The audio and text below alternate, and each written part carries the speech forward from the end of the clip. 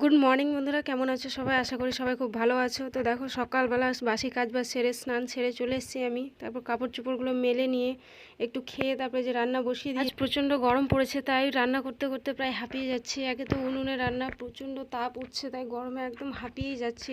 তো গরমে হাঁপালে তো চলবে না, রান্না বান্না সব তো করতেই হবে, কারণ বাড়ির সবাই তো না খেয়ে আর থাকতে পারবে না গরম বলে। তার যাই হোক, প্রথমে আমি উনুনে ডালটা করে তারপরে ভাতটা বসিয়ে দিয়েছি। তারপর এখানে গ্যাসে চলে এসেছি আমি তরকারিটা করার জন্য, কারণ অনেকটাই বেলা হয়ে গেছে, গরমও প্রচণ্ড ছিল, তাই তাড়াতাড়ি করে রান্না করব, সেই জন্য গ্যাসে বসিয়ে দিয়েছি আমি। পটল আলু ভেজে তারপরে কষিয়ে জল দিয়ে বসিয়ে দিলাম। তারপরে ভাত হয়ে গেছে, তাই ফ্যানটা ঝরিয়ে নিলাম। ফ্যানটা ঝরিয়ে নিয়ে যে তরকারিটাও হয়ে গেছে, তরকারিটা নামিয়ে তারপরে পেঁয়াজ ভেজে নিলাম, আলু সেদ্ধ করেছি, আলু সেদ্ধ মাখবো তার জন্য। তারপর কয়েকটা পাঁপড়ও ভেজে নিচ্ছি। তারপরে রান্নাঘরটা পরিষ্কার করে সবাইকে খেতে দিয়ে দিয়েছি। সবার খাওয়া হয়ে গেলে মেয়েটাকেও একটু খাইয়ে নিয়েছি, তারপরে নিজেও একটু খেয়ে লাগলে একটি লাইক করে দিও প্লিজ।